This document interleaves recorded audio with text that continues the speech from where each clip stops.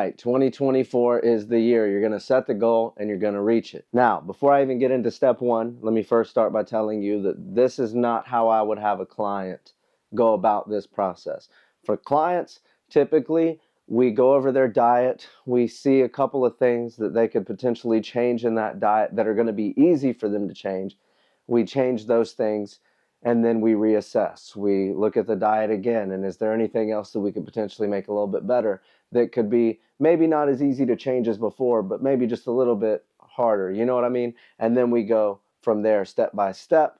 A lot of times they don't even have to worry about calories, they don't have to worry about protein. We just kind of make the changes and that stuff sorts itself out.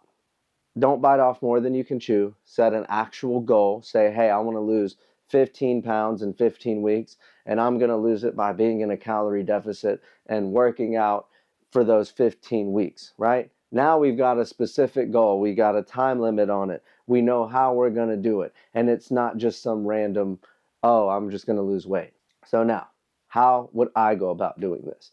For me, step one is figuring out what my maintenance calories is, and then figuring out how much of a deficit that I need to be in based off how much weight that I want to lose. So for 15 pounds in 15 weeks, we want to be in a 500 calorie deficit. Why 500 calories? Because a pound of fat is made up roughly of 3,500 calories. So that divided by 7, because there's 7 days in a week, comes out to 500 calories deficit per day.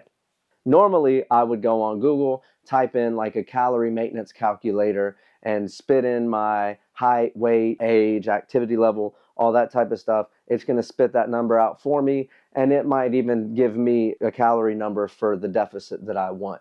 Or you can take your body weight, multiply it by 12 to 15, depending on how active you are. The more active, you might do 13 or 14, maybe up to 15, less active, 12, and those lower numbers. And that gives you kind of a number for your maintenance, and you take that deficit away from that maintenance. But the way I'm going to go about it this time is I've been wearing this handy dandy Apple Watch, and it's been tracking my steps and my heart rate and all that good stuff. So I can actually go into the health app, and it should give me a more accurate number, ideally, than the first two methods that I told you about. We'll take a look. We've got resting energy and active energy. We'll look over the month so we've got more data points to get more of an average. And we're at 1946, so we'll say 1950. And then the active energy is at 722, so we'll say 720. We'll go to our calculator, 1950 plus 720, 2,670 calories. Now we want a 500 calorie deficit, so minus 500, that puts us at 2,170. All right, so that's how many calories that I need to be, maybe. So the first week we kind of play with that number and we check the weight. And if all is going to plan, cool. If not, we reassess and we may have to drop more calories. We might even have to add some calories back in. Now, what are those calories going to be made up of? I weigh 170 pounds. Why is that significant? Because I want to get 1 gram per pound of body weight of protein, especially since I'm going to be in a deficit. So 170 pounds, 170 grams of protein. Easy, easy. So already we know we got 170 grams of protein. How many calories is that? Well, gram of protein, 4 calories times 170, that's 680 calories. Then we've got our 2170 minus 680. That puts us at 1490 calories left. The other easy thing to find out is fats, because you need a minimum amount of fat, and that is about 0.3 to 0.5 grams of fat per pound of body weight. So me weighing 170, I need times, we'll go in the middle, we'll say 0.4, 68 will round up to 70, 70 grams of fat, which comes out to 70 times 9, because there's 9 calories in 1 gram of fat. So that's 630 calories. And then lastly, we'll take that from that 1490. We're down to 860 calories left, and that's what we're going to fill up with carbs.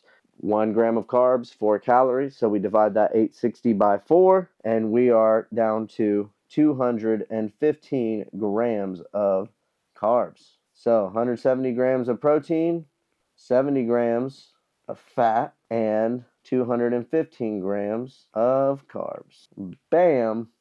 That's where I'm starting. Definitely got to hit that protein goal. As far as the fat, you want to get the minimum amount, so I don't want to get too much less than that. But if I get a little bit more, it's not a big deal as long as I compensate for the calories with the carbs. One day I could get 100 grams of fat as long as I took those calories out of the carbs, and I'm still in that 2170 of the day that I need to be in that 500 calorie deficit.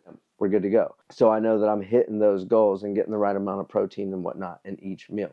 So that's step one, figuring out the maintenance calories, what the deficit is, how many calories that is, and what we're going to make those calories up of when it comes to the macronutrients. Step two will be how we track the weight and how we actually track those calories. I'll be going over the apps and different tools that I use to make life so much easier when we're tracking those things. So stay tuned, be on the lookout. I will see you guys soon. Peace.